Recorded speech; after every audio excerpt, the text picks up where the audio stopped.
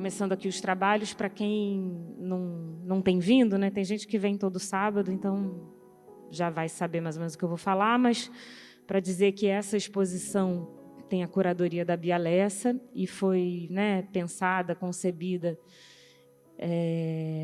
em comemoração aos 120 anos da Light.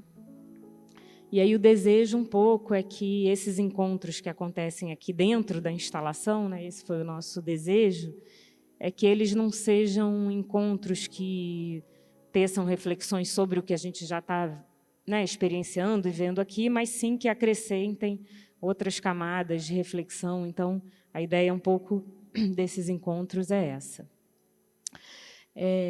Bom, hoje a gente tem a alegria de receber o André Capilé e o grupo QPP para esse encontro de hoje, cujo título é A Luz é o Amor do Céu.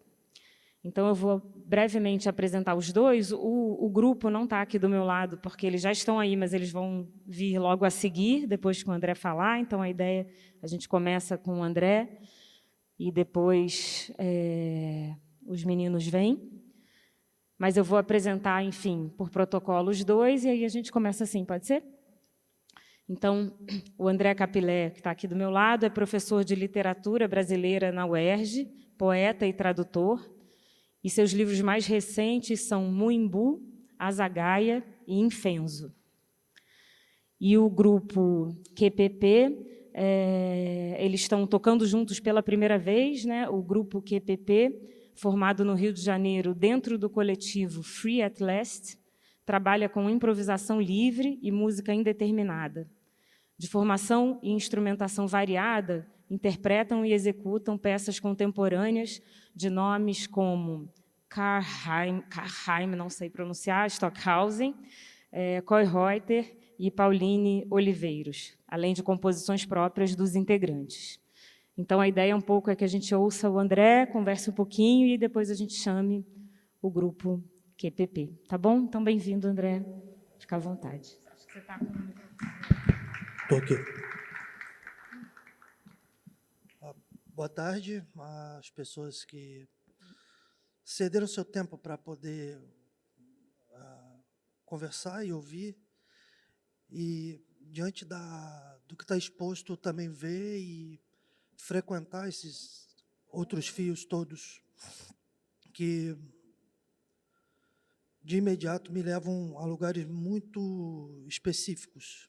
Mas antes de qualquer coisa, agradecer a Maria José pelo convite, agradecer a oportunidade de estar conversando com o que está colocado aqui pela Bia Lessa, e desde o convite eu tentando entender o que vim fazer e como me organizar para dizer o que eu posso dizer. Logo no começo da conversa havia um endereço de lidar com lugares de onde venho, que são lugares de pensamento ordenados pela cultura de terreiro, uma vez que eu sou de terreiro e nascido e criado, né, como criança de candomblé, né, e de imediato, quando chego aqui, começo a olhar, estudo, e eu lembro imediatamente da minha mãe, quando todo mundo na minha família é de candomblé, e imediatamente minha mãe diz que toda vez que há uma vela e essa vela está acesa, é um humano de pé que pensa. Então, é um humano de pé que pensa. É porque eu tendo a falar mais baixo. Se puder aumentar só um pouquinho o som, por favor. E essa orientação de uma vela que é colocada em pé, e é esse humano que pensa, uma cabeça clara, uma cabeça iluminada, e é ponto fundamental de organização de prática litúrgica. Tudo começa com água, começa com luz. Me colocar aqui, nesse momento, é entrar em contato com um movimento de ancestralidade que não é o que habitualmente uma certa orientação comunitária coloca. A ancestralidade não está no passado, ela não é o anterior. A ancestralidade é plástica e o tempo todo ela se coloca no presente. toda uma ideia no candomblé de ancestralidade, ela não está assentada para trás, ela é sempre projeção do que vem, porque ela se assenta no presente por conta de não nos ser permitido morrer. As pessoas de santo, elas não morrem, elas continuam. E elas continuam e continuam no presente, e no presente como continuidade. Continuidade de presença física e material. E por isso, todo o circuito de divindades, eles se aterram novamente. Por isso eles voltam, para poder participar do movimento de continuidade da existência. É interminável. Só que, além disso, eu também sou uma criatura de texto. E a primeira das coisas que a gente entende do texto, e o texto como tessitura, a textura tem a ver com os fios. E quando entro e vejo toda essa textualidade colocada, entrançada no espaço, num espaço que é interferente, o meu corpo tem que encontrar uma narrativa dentro de todo o labirinto de fios. Esse tipo de desorganização do corpo, que pede uma orientação, me coloca num outro espaço de pensamento sobre a própria concepção da luz. Porque a gente vem como instrução moderna, orientado pela ilustração, que também se convencionou chamar de iluminismo, e essa medida de um sujeito que é lido como secularizado porque é eminentemente religioso, formado com uma estrutura moderna que me obriga a pensar a ciência fora do jogo da secularização do campo de referência, que é o campo religioso, do campo mágico. E ter perdido o contato com a produção de magia foi um encurralamento que o contemporâneo nos colocou. E toda vez que a gente entra em contato com essa magia do contemporâneo, é uma magia muito enviesada por uma série de certezas que ficaram nos empurrando para encontrar respostas, respostas de espaços que não deveriam ser frequentados pela certeza. Muitas das vezes eu não tenho certeza do divino em aparência, porque a resposta científica do divino ela virou uma espécie de moto repetitivo de certeza. Se a gente cultua o ar, se a gente cultua a luz, se a gente cultua o rio, se a gente cultua árvores, se a gente cultua pedras, tudo isso, de repente, foi enterrado por uma certa circulação de ciência que nos retrocedeu. Nos retrocedeu, inclusive, por não entender a presença do presente daquele que é mais antigo, porque o antigo permanece. E eu tenho pensado essas coisas todas desde o convite, mas eu acabei orientando as minhas ideias num lugar talvez um pouco mais perigoso, por conta da presença do endereço formal da Light, que foi a gentrificação dos espaços de terreiro. Porque se a gente pega o Nego Bispo, por exemplo, quando o Nego Bispo vai pensar a arquitetura hostil dos centros urbanos, e como os centros urbanos, eles, assim, a gente tem um desenho no Rio muito tradicional, que estava tudo pelo centro, e o centro foi encostando, a gente subiu, foi para as encostas, e depois foi empurrado para o subúrbio, para cada vez mais fora. Para os mais jovens talvez seja mais delicado, o disco de vinil é de fora para dentro, a gente anda da borda para o centro, e depois vem a outra mídia que anda do centro para a borda, que é o CD, e de repente tudo isso pulverizou com a fantasia de que os espaços são de todos o tempo todo, e o espaço está pulverizado. Quando o nosso contato com o espaço é um espaço, ainda um contato de espaço que empurra para fora do grande jogo, que não é só o jogo das economias, mas é a economia dos afetos também. E esse empurrão também foi colocado com as comunidades de terreiro. Grande parte das comunidades de terreiro, elas estavam fora do centro e elas precisavam estar fora do centro, né, por conta da perseguição das suas práticas de culto. E, uma vez fora dos espaços de centro, muitas das vezes não chegavam coisas que para nós hoje parecem muito básicas, né? Saneamento básico, luz e tal. E a tratativa com a luz era sempre delicada.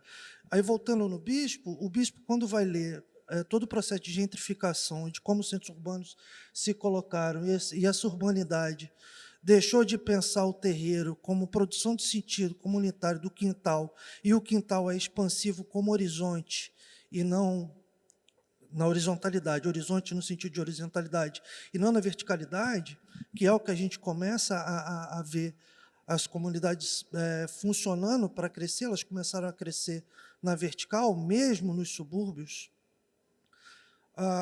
Isso começa a acontecer também com as comunidades de terreiro. A gente começa a perder o quintal, porque começa a perder terreno político, começa a perder a cidade, começa a não participar da cidade, além de estar fora do centro. Esses espaços, que eram espaços de roça, espaços rurais, eles também foram ocupados por aquilo que o centro entende como cidade, como política urbana. A gente foi alijado dos espaços de culto, em que mesmo a manutenção da ancestralidade na sua prática litúrgica foi quase completamente abandonada. Há uma série de coisas. Com toda essa pregação de ancestralidade, há uma série de coisas que a gente não consegue mais fazer. Uma série de rituais que não são mais possíveis, porque tudo começou a parecer centro, em algum nível. Óbvio, o aparecimento das luzes, essas luzes, elas acabaram com algumas assombrações. Algumas assombrações gostam de escuro. E esse monte de luz desapareceu com algumas dessas assombrações, o que não é ruim para ninguém. Ao mesmo tempo, tudo ficou claro demais naquilo que devia ser escuro. A gente perde a dimensão, num clique, de claro e escuro, de um espaço até de produção de silêncio, que a luz, muitas das vezes, não nos permite, porque ela também faz barulho, né? Toda a circulação de eletricidade faz barulho. E esse terreno, que era o terreno do campo litúrgico, em que nós fomos invadidos, a gente começou a não saber como lidar com as políticas públicas, na maquinaria de funcionamento dos terreiros. Os terreiros não participam da política pública, não só por conta do campo religioso, mas por conta de toda a estruturação do racismo no Brasil. Sempre foi uma religião de pobres e sempre foi uma religião racializada e, eminentemente, a última escolha de todo mundo. É quando os milagres acabaram em todas as searas, sejam elas as searas religiosas ou científicas, o candomblé, bem como a Umbanda, sempre foi a última escolha. Mantendo a metáfora da luz, é a bendita da luz no fim do túnel, quando nem há possibilidade de ver essa luz, porque o túnel já ficou largo demais. E a gente começou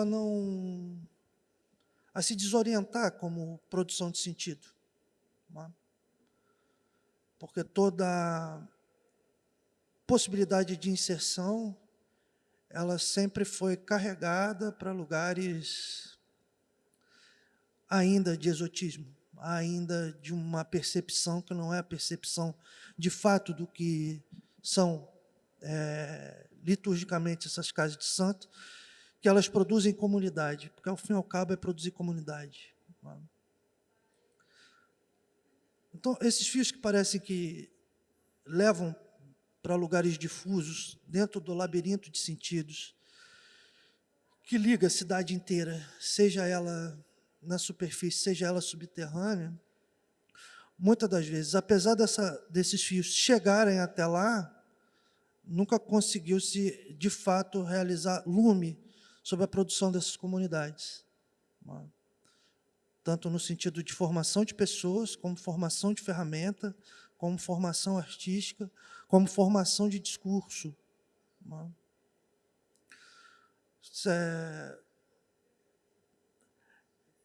É estranho o quanto, muitas das vezes, não nos é permitido participar desses lugares. A gente procura em volta e não está nos lugares. E como a gente produz sentido num lugar que não há pertencimento. É um balanço terrível, às vezes, ter que pensar com isso. Na contraparte, a possibilidade de eu poder conversar isso com todos os perigos, com todas as armadilhas,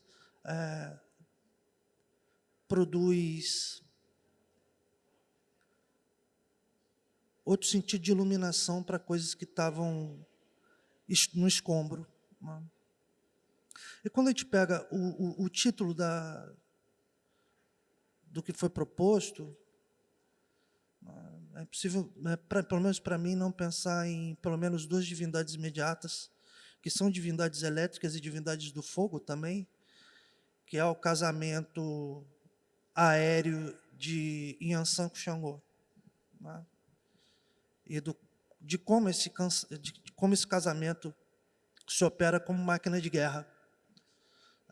Porque isso me leva para um outro lugar também que a mim interessa, mas Xangô é a divindade dos trovões, e dentro do trovão a tempestade, então, a princípio, ele é pura produção de vida, ele é um fogo interminável, e Yansan, ela tinha um lugar de construir a passagem entre vivos e mortos, e um dia Xangô pede uma encomenda a ela, pede que ela vá buscar algo, mas para não abrir aquela coisa. Ela, no caminho, resolve que devia abrir a caixa. No que ela abre a caixa, encontra uma bola de fogo e come. E no que ela come, ela se cria como tempestade.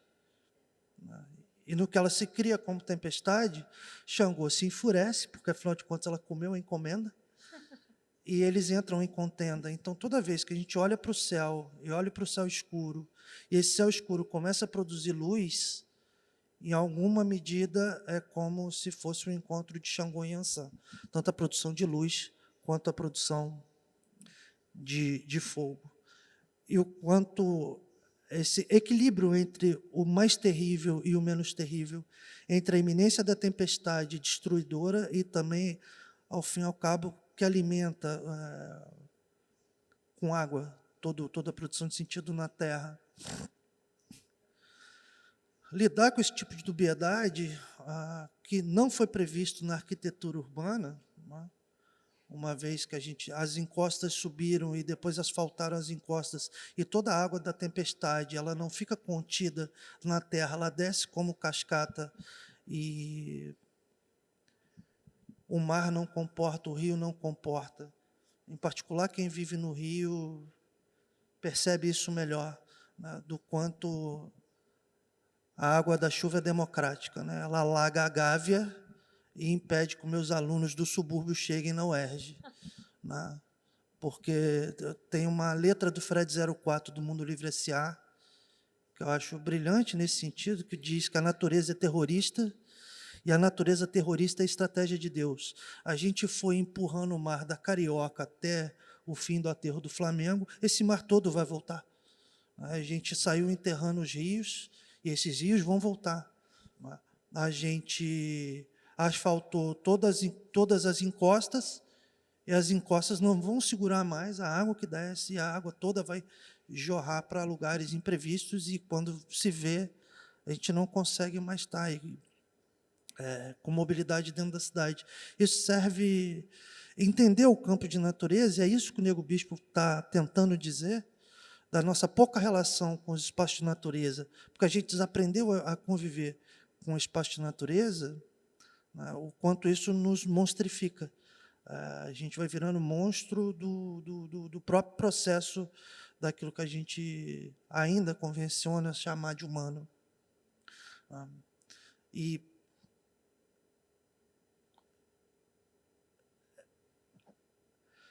quando eu volto para os espaços de mito, e esses espaços de mito que me formam como compreensão de mundo, é muito difícil ter que desaprender mundo para aprender a conviver com os mitos de novo. Desde os mitos que não têm o endereço lá de casa, mas que também me formam, né, face à luz, as possibilidades de outros gênesis. Né. Estranhamente, dentro da mitologia, seja ela Nagô, seja ela Banto, elas não têm essa presença do começo do mundo como luz e nem como escuridão. O mundo só começa. O mundo só começa. Né? Ele começa e é orientado no seu começo por divindades que a gente chama de divindades do branco, e essas divindades ficam andando com pequenos instrumentos, e esses instrumentos toda vez são roubados ou perdidos, e o mundo começa num grande acidente. Quer dizer, o endereço da origem do mundo está no acidente, e esse acidente, a velha interseção aristotélica entre potência e ato, a interseção está no acidente o tempo todo, o acidente é que faz com que as coisas comecem. Isso sempre me interessou quando penso no meu espaço de formação, não só litúrgica, mas aquilo que me orienta a ver do mundo, de tentar confabular e de rever as fabulações de existência a partir do acidente.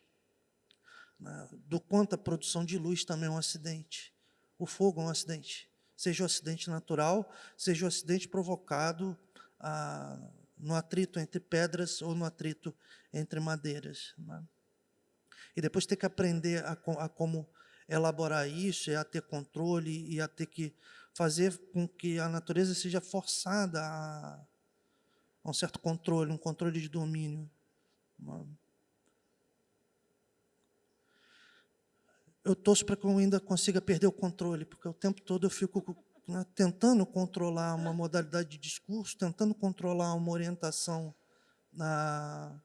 que faça algum sentido, e de ter que me construir como sentido, e o único modo de perder o controle é quando eu perco a previsão de eu ser eu mesmo, e de não precisar ser eu, não precisar ser o André, que só funciona como comunidade. Então, né, em particular, meus últimos livros, eles têm sido escritos fora do lugar da autoria para pensar como existir em comunidade e não com eu sozinho, apesar de assinado, apesar de ser um nome, o quanto eu posso ser não eu, por conta do meu endereço de comunidade, e o quanto essa comunidade tem feito um esforço enorme para se manter funcionando dentro de uma maquinaria que não nos quer participando desse mundo.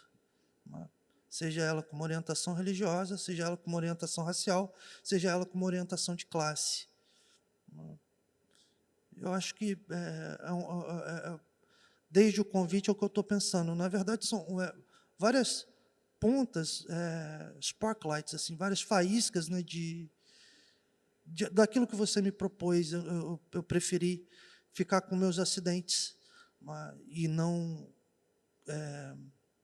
ter muita certeza de onde ia, embora eu tenha pensado esse tempo todo. Né, toda vez que começo a pensar mais e mais, eu tenho pensado para me perder, para não me configurar como certeza e nem como autoridade dos lugares de onde falo, né, porque isso começou a ficar perigoso demais, ter certeza. Eu acho que é isso, tá bom de mim.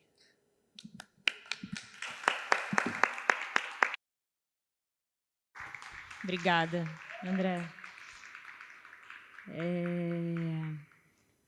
Eu fiquei querendo te ouvir um pouquinho mais sobre, enfim, porque eu achei... A gente teve aqui um outro dia que vieram o Joaquim Marçal Andrade e o Lucas Pedretti, que falaram um pouco, uma dimensão mais assim, histórica mesmo, dessa questão da distribuição da luz e como que isso impactou, né, os territórios da cidade, assim. Mas eu acho que agora, hoje, você trouxe uma dimensão de dentro desses territórios, na verdade, que eu acho que acrescentou muito aqui ao que a gente vem ouvindo. E aí fiquei querendo ouvir um pouco, você já falou um pouco, mas ouvir assim, talvez um pouco mais, de como essa dimensão e como você leva isso para o seu trabalho, assim, como é que você pensa isso, para além da questão da coletividade, que acho que já tem disso um pouco, né? Como é que isso, na sua produção de sentido, assim, né? Você falou tanto dessa, né, da importância dessa escuridão para a produção desse sentido e como isso vai sendo.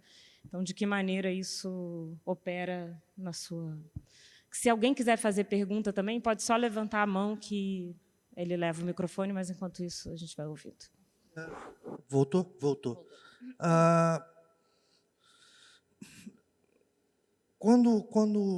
É engraçado, meu primeiro livro, primeiro poema que escrevo para o meu primeiro livro, que é em 2008, começa: nasci nas luzes foi dito e posto enquanto Deus estive. Né? Então, é o tempo todo, talvez, tentar ficar enquanto for possível ficar. Isso me deu uma certa liberdade de experimentação, porque eu não precisava me fixar, embora eu progressivamente vá me fixando em certos lugares e, de novo, talvez seja a hora de abrir mão dos espaços conquistados. Quando eu vou pensar o que fiz, pelo menos de 2007 para cá, são quase 20 anos fazendo isso, o tempo todo eu estou voltando para casa, em algum nível. Né? O tempo todo voltando para casa e voltando para o que eu via no espaço, e de como eu me comportava naquele espaço. Primeiro, a impressão física do espaço, porque minha avó era uma preta de classe média, e de repente, minha avó não existe mais. E no que minha avó não existe, há uma mudança significativa de lugares e a gente vai efetivamente morar dentro do terreiro. Então, quando a gente vai morar dentro do terreiro, e era lá na roça, que era um espaço rural dentro de Barra Mansa, no interior do estado, embora tivesse luz, o saneamento básico não tinha chegado e também não havia chegado asfalto. Isso nos anos 80. Nos anos 80 não tinha asfalto no bairro e o saneamento básico, assim, algumas das pessoas que estão aqui não têm idade para lembrar dessa expressão, mas havia uma vala negra, ficou impróprio dizer isso também, mas havia, né, esgoto a céu aberto na frente de casa. E o tempo todo era conviver com isso, e conviver com uma mecânica de transporte que também não chegava. Ir para a escola eu tinha que sair muito mais cedo para poder chegar no centro, que era onde as escolas ficavam, e voltar também era sempre um tumulto, porque você perdia um ônibus, aí dali 1h30, 2, para haver outro ônibus. Então, a minha infância foi toda orientada por isso, e orientada também pelo nascimento do Partido dos Trabalhadores no interior do Rio. A inscrição da minha mãe no Partido dos Trabalhadores é 14 em Barra Mansa. O número da inscrição da minha mãe é 14 em Barra Mansa. Então, era o tempo todo sair de casa para dentro de reuniões do partido, com todos os seus contraditórios, mas também todas as suas soluções, e isso informava o meu imaginário. Outra coisa que informava o meu imaginário era ver dois grupos artísticos distribuídos no centro da cidade, que era o Projeto Rebento e o Flor de Zinco. Minha mãe era do Rebento, meu tio era do Flor de Zinco, e no domingo havia o Domingo no Parque, de reuniões que aconteciam na minha casa e com todos os artistas locais participando. E a Barra Mansa é um lugar meio estranho, porque Barra Mansa é onde nasceu Flávio de Carvalho, por exemplo. A cidade não sabe, mas Flávio de Carvalho nasceu lá. É uma cidade que hospedou Clécio Penedo durante muitos anos. Né? Um artista plástico dos mais incríveis, assim. Hospedou Clécio Penedo durante muitos anos, que deu aula na universidade privada que tem lá. E isso estava dentro da minha casa, uma cidade muito pequena, que são os mesmos 120 quilômetros, mas Barra Mansa era muito longe do Rio. E, estranhamente, as coisas que aconteciam na capital durante a minha adolescência chegavam rápido lá também. E vem as coisas de adolescente, uma formação muito dentro do rap, dentro do punk, que também construíram o meu imaginário. Tudo, assim, parece uma salada maluca, mas tudo isso está é informação de imaginário que me coloca no centro de produção. Toda a produção de fanzine dos anos do começo para o final dos anos 90, de ter que aprender a fazer autopublicação, ter que desenhar, ter que escrever, ter que diagramar, tudo isso era participante desse lugar de formação. Num espaço, numa cidade que não era propícia para isso. Acho que a pegada é essa. A cidade não comportava. Assim, haver isso no Rio é uma coisa. CEP 20.000 começa nos anos 90. Exatamente em 90, no endereço ali do Sérgio Porto. Barra Mansa, Volta Redonda, não havia possibilidade disso. O que havia possibilidade lá era a previsão de poder ir trabalhar na siderurgia, na CSN. Embora houvesse, e ainda há, universidade privada lá, a universidade pública que havia lá, então, e permanece lá até hoje, é a faculdade, é uma UF de campus avançado, mas em engenharia. Quer dizer, não havia um desenho para existir naquele lugar. Era estranho. E, ao mesmo tempo, com toda os vocabulários eram muito outros, então as pressões de classe, as pressões raciais eram de outra ordem. Mas, eu lembro de quando me tornei negro. Em 1993, com uma certa cena, são 3 cenas, vou jogar bola com os garotos no Jardim das Preguiças, no meio da pelada, vira o coleguinha e fala, você cheira como seus ancestrais. E aí te sai dali, vai para o mercado, que era a rotina, né? A gente saía, ia para o mercado, comprava um embutido com pão e um refrigerante e ia comer. Entrar no supermercado, isso em 1993, entrar no mercado, ser perseguido, ser tirado do mercado sem ter feito nada. Minha avó, como disse, era uma preta de classe média. Assim, classe média em Barra Mansa é muito diferente de classe média no Rio, tá? É bom de frisar. Minha avó possivelmente seria de classe média na Baixada Fluminense, e não do centro para cá. Chegar na casa da minha avó, ter trocado o porteiro, meu tio também chamava André, perguntar para onde vou, falo 1303, casa da Dona Maria, qual é o seu nome? Meu nome é André, pode subir, ser encaminhado ao elevador de serviço. Em 1993, não havia o vocabulário que a gente tem agora. Sobe de elevador, minha avó abre a porta, eu olho para ela e falo, entendi tudo, sou preta. E aí eu entendi tudo, realizou. E todas as vezes em que eu comentava isso com meus colegas na rua, eles falavam, o André tem complexo de Ice-T. Ice-T é um rapper estadunidense. Quem já viu Law and Order deve ter visto o Ice-T. O Ice-T é um negro light skin, é um negro claro, de olho claro, de cabelo claro. E meus amigos, então, bem formados até para quem tinha 15 anos, não enxergavam nem no Ice-T um negro. Ela falou, André tem complexo de Ice-T, está maluco. Né? E aí, toda uma vida escutando, é melhor você não ir, é melhor você não falar, não é tua vez, cuidado com o que você vai falar, onde você está, você é muito agressivo. É muito tempo com esse tipo de informação. E, de repente, chegar, depois de ter abandonado a escola, em algum momento faço um vestibular, sem ter feito o ensino médio, sou aprovado no segundo vestibular que faço, chego na universidade e a universidade muda a minha vida. O que muda a minha vida foi a universidade pública do Brasil. Ela me deu possibilidade de construir um outro tipo de repertório, não que não houvesse repertório, eu tinha outros repertórios, e, de repente, a universidade me dá possibilidades, a universidade me ensina a pensar fora dos espaços de certeza que eu tinha, e aí vem essa duplicidade de ação que me dá outras certezas, e por isso eu eu escrevi o Tradução Exu com o Guilherme, né? A primeira vez que a gente se fala é para falar sobre Tradução Exu, e o Tradução Exu me trouxe uma conclusão, o meu problema é ter um pé dentro e outro também. Eu tenho um pé dentro do terreiro e um pé dentro da universidade. Não é um dentro e fora. E de como lidar com esse mecanismo sendo de dentro e de dentro também. Então, assim, toda a minha produção é conviver com esse tipo de dilema, e de conviver com esse tipo de perturbação, né, de sentido. Toda vez que falo de terreiro...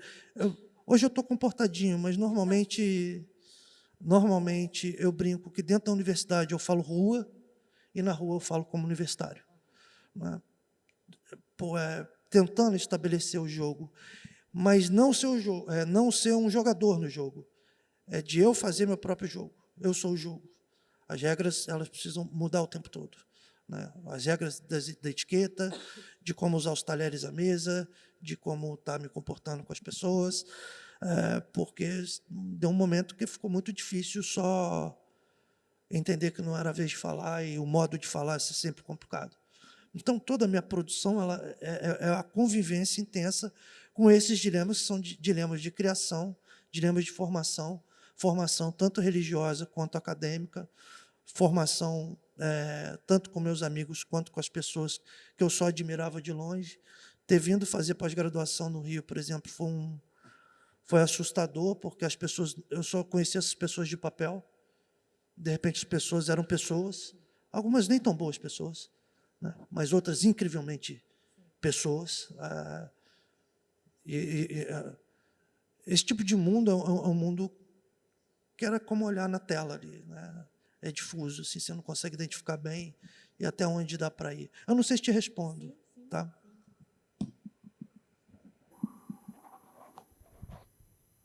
Teve alguma questão? Sim. Espera aí, deixa eu chegar o microfone para você. A gente só vai ter tempo para essa questão. Peço desculpas. Não, mas está muito bom. Queria ouvir algum poema, alguma, se pudesse. Se tiver.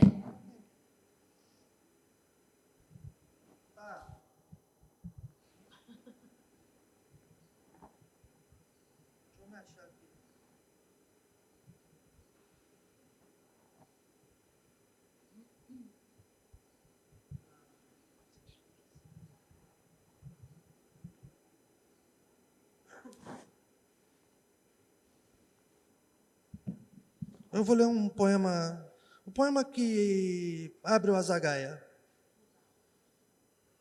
Tá? A maneira diversa de contar a história. Contam-se os fatos, mostram-se as fotos e os feitos. É o tanto que nos vale sem gerar mercado. Podia ser mais simples dar aos vencedores mais que o poder de venda. A vida, se matéria, e o cardo santo da existência além da feira, e a pedra de amolar os filhos que ficaram. O sol que te curava já não é o mesmo, nem havia de ser. Se deu por substância o estalo do amianto, à espera da manhã com a mão menos dura, que durasse o tempo só de passagem da estação de frio e fome, que nos tornou mais sólidos, também velozes, como a floresta, o enxame, a matilha e as escamas.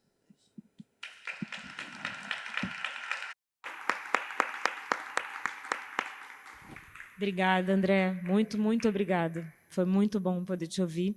Queria chamar, então, o grupo QPP.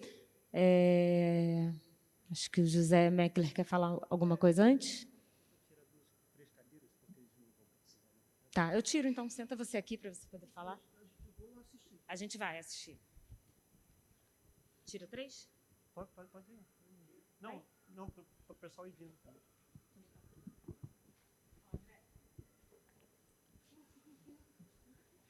Não, só para falar assim muito brevemente sobre o que a gente vai tocar, na verdade são peças de 2 compositores americanos, né, de períodos diferentes. A primeira de um compositor chamado Michael Pizarro, que é um cara vivo e que faz parte assim de uma certa tradição musical que a gente pode, sei lá, chamar de música silenciosa, né?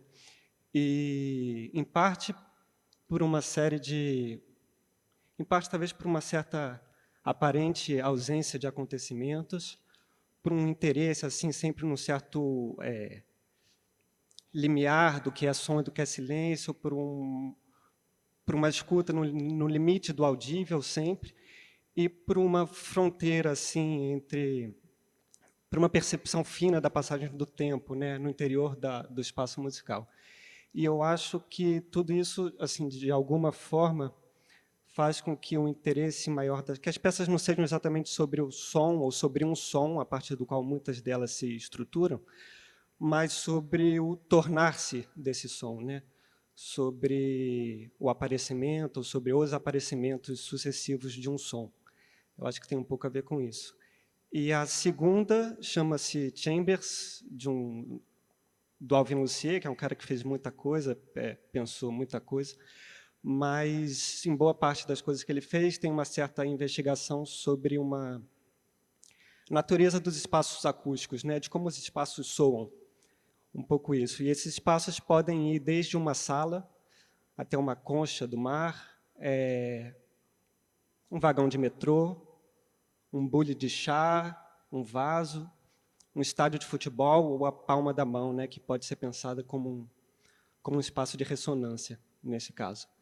E nessa peça que a gente vai tocar, os espaços acústicos são coisas, são materiais, são objetos com buracos e aberturas. E esses objetos devem ser tratados aqui como espécies de câmaras portáteis de ressonância.